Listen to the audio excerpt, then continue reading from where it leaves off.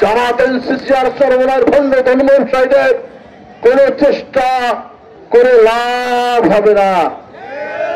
চরমনার বিষয়ে আপনি তো হাসিনার পক্ষে কথা বলছেন, আপনি ভারতের দালাল আপনারা জানি, আপনি বঙ্গবন্ধু বলতে বলতে মুখে ভাড়া তুলে বলছেন আপনারা জানি, আপনি স্বপ্ন দেখেছেন নৌকায় ভোট দিতে হবে।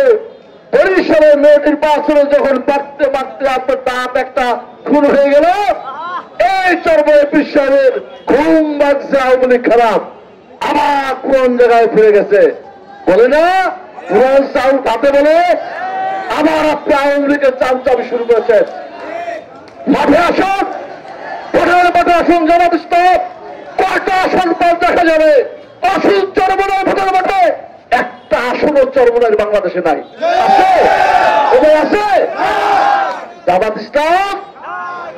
বিএনপি যদি সাপোর্ট না দেয়, বরিশাল বিভাগে একটাও দেখি না আমি, অন্য জায়গায় 2-3-4টা পাইতে পারে। আর এনসিসির কথা কিছু বলবো? আছে আছে ভোট। গতকালকে সমাবেশ করেছে, রাস্তা বন্ধ করে লোক কারা দিচ্ছে আমরা জানি না, ওই জামাত চরমনাই, ওই জামাত ওই চরমনাই লোক দিয়েছে, আপনাদের লোক নাই। বান্ডেল থাকলে প্রতি সেনমানিতে টাকা বাঁচবে। বিকাশ সেনমানি বান্ডেল কিনে জিতুন প্রতি লেনদেনে। কাজী আপনার চিন্তা করেন, আপনার ভোট হবে বাংলাদেশে, বাংলাদেশের বিএনপি নেতা কর্মী রাজপথে থাকবে, নির্বাচন না পর্যন্ত রাজপথ ছাড়বো না। ভোট আদায় করবেন ইনশাল্লাহ, ভোট আদায় দেশে বিএনপি ইনশাল্লাহ ক্ষমতা আসবে। আজকে কক্সবাজারে বিএনপির এক নেতাকে কুপিয়ে হত্যা করা হয়েছে, 1 ঘন্টা আগে হত্যা করা হয়েছে। এই জামাত শিবির হত্যা করেছে, খুলনা হত্যা করেছে, জামাত শিবিরের চরিত্র ফুটে উঠেছে। কোন লাভ নাই জামাত শিবির, এবার তোমাদের স্বপ্ন সফল হবে না।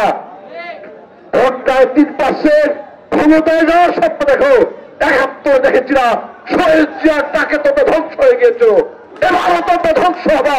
বাংলাদেশের জামাতের স্বপ্ন বাস্তবায়ন হবে না।